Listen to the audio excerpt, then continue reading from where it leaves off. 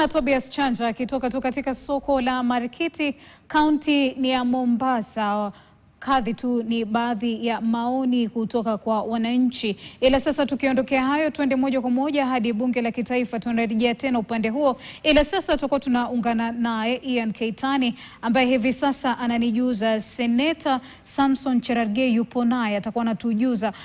Keitani, hujambo? Ni yepi ambayo yanaibuka hivi sasa? Seneta Cherarkey analipi la kusema kuhusiana na bajeti hii husika ambayo tunaisubiria?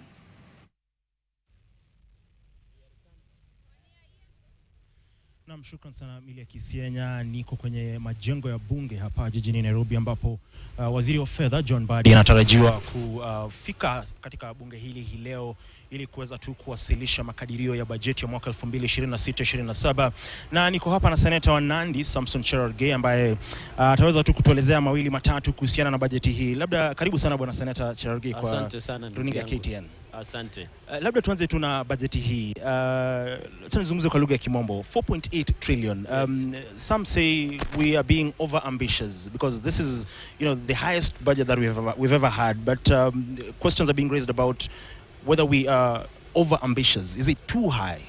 No, I don't think it is too high, considering Kenya is the biggest economy in East and Central Africa. It's one of the fastest growing economies as by the World Bank. So this 4.8 trillion, an increment, we had it over 4 trillion last financial year. This financial year we're likely to eat it up. But our concern as a Senate, and you had my comments yesterday at the floor of the Senate, is while the national budget is growing, the money going to counties is still a problem. And you saw the reservations we had with the mediated version. Because as a Senate, we participate in budget making process, but we do a division of revenue basically on counties. So even as the national budget grows, the money that goes to our counties for 7 is very, and if you want real development, you give more money to the county, so that is where, at least from the ward level, from village level, you can do development. Because what the national government is doing is macro development, but we wanted the money to be more to micro, because you remember in the 10-point agenda and even the broad-based engagement, in the last financial year, when we passed 415 billion to counties, we had agreed in this financial year 25-26, we'll take 450 billion.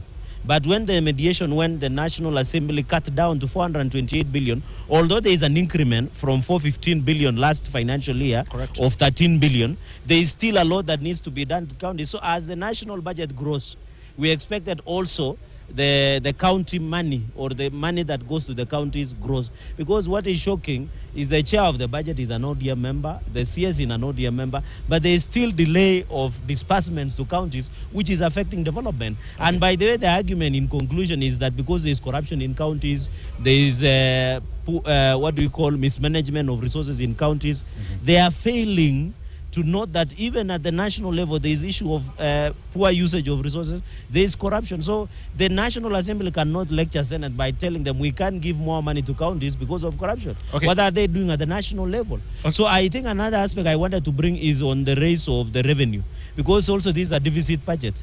If you see 4.8 trillion Kenya shillings, almost we are raising around 2.1 trillion plus in revenue. So it means we have a deficit of 1 trillion plus, so we'll keep borrowing, and now the 13 trillion public debt will increase further. Takes me to my question, because if we're borrowing, it is estimated that we'll borrow more domestically. In fact, they're talking about 90% of the deficit will be from borrowing from the domestic market. Yes. How detrimental is that in terms of even small medium enterprises? It will greatly affect, because now every bank will want to lend to the government. So which means the small businesses will not have an opportunity, because they look also for a better security. And you are aware the securitization. I'm told we re-securitize the levy, road levy fund.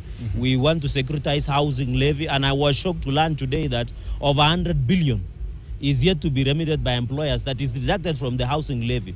So if that securitization, the securitization or the security, most banks' internal borrowing will be detrimental to small enterprises, because every bank in Kenya or local banks will really want to lend to government as opposed to you and me or people who are doing small business. So in this budget, and I hope even I'm talking about Hustler Fund, Nyota Fund, and these other small funds, I expect the finance bill of 2026, then we we should at least rate the lending so that as banks lend to government, these other small enterprises can be lent at a zero rate so that we can do business, especially for small-time enterprises. Still on the issue of borrowing, there are concerns even from the control of budget that we're borrowing, we're taking more debt to service, even existing, loans, and also to, finance recurrent expenditure, paying salaries and all that.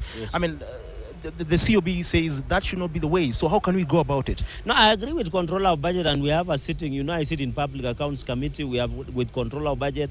We have sit with the Office of the Auditor General, Nancy Katungo and Nyagango. We don't agree because the sad reality is that we borrow to do what you are saying recurrent. I wish we should borrow for development.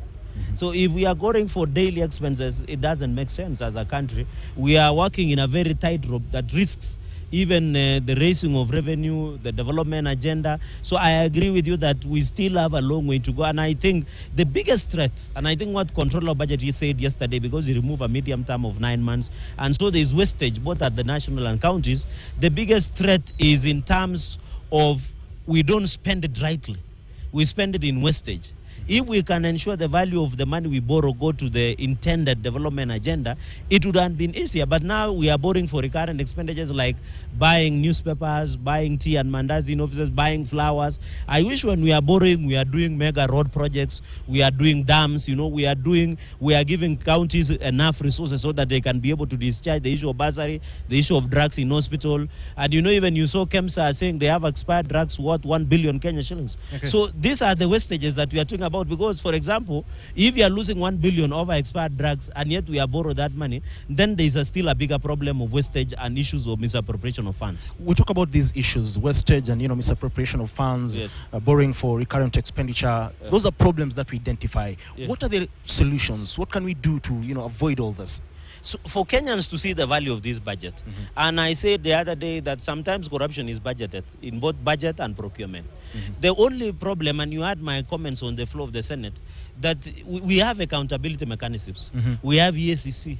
We have anti-corruption codes. We have, as a parliament, and I want Kenyans to look me, you know, parliament is only recommend. As a member of Public Accounts Committee, where we look at audit reports of counties, we have made numerous recommendations for prosecutions of governors and county officials who misappropriate funds, because it's painful to Kenyans that we borrow, then somebody steals. You saw a senior official in Nairobi City County here having 65 million in his house, although we were told it was around 260. We don't know where the rest went. But the point I'm trying to make is, if accountability mechanisms, and that is what Margaret Nyakango was raising through control of budget, that if we don't use this money prudently, there is somebody who benefits through corruption, through wastage of resources. You go to an office and you see the foreign travel money and domestic money is much more than even for the development, even in our counties. So I think these are issues that we can protect, but call upon EACC, the Director of Public Prosecution, and other anti-corruption codes to ensure that they prosecute as fast so that we can protect the resources of this country. Pretty much. Let me just briefly touch on something within the budget which touches on your county, because you come from a region that is heavily dependent on agriculture. Correct. In the estimates that we have so far, agriculture has been allocated around 106 billion. Of course, down from 117. Some argue that is going to really hurt the sector, because it is a negative deviation. It's supposed to be a positive deviation, because our economy is heavily dependent also as a country on agriculture. Correct. I agree with you, but from the start, when you look at fourth schedule of the Constitution 2010, one of the key functions that has been devolved is agriculture. In fact, the national government is only supposed to do what we call standardization of policies. So the main agriculture, the hardware, is with the counties. So even if the national government can reduce to zero, it doesn't make an impact, so long as they devolve. The problem we have in this country, we did devolve function, but we didn't do the functions, we say manifold function. So that is why we issue of, for example, artificial insemination, issues that are resilience, fight against the drought, the issue of fertilizer and seeds. These are some of the things that should be devolved to be done by counties, because it's a devolved function. So even if there is a deviation, and even issue of immunization. Is it immunization? Where what do you call when you want to immunization of cows, for example, against these diseases that are common, like foot and mouth diseases? Those are things that are devolved. So there is, in fact, the national government should even zero.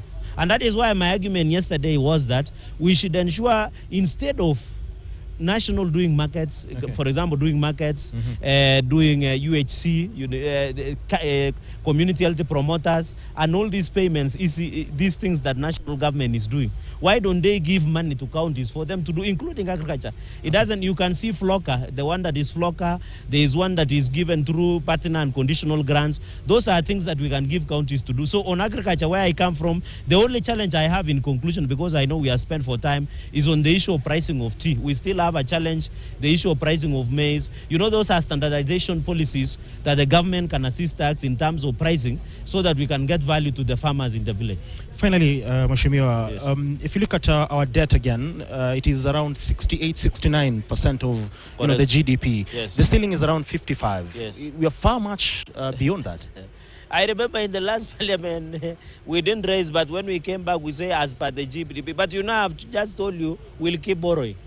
Because the budget is still a deficit budget, so we'll keep borrowing. I know some people want to argue, others in politics, some are former chairs of budget and what have you, they would really want to argue, but we will keep borrowing. Okay. Yeah. Shukran sana Mheshimiwa. Asante sana. Mimi Kisenya wacha nirejeshe kwako, basi turejea na more interviews later on, even as we await rather the arrival of the CS for Treasury, that is John Mbadi. Emilia. Asante sana Ian Keitani akiwa katika bunge la kitaifa akituwasilishia yale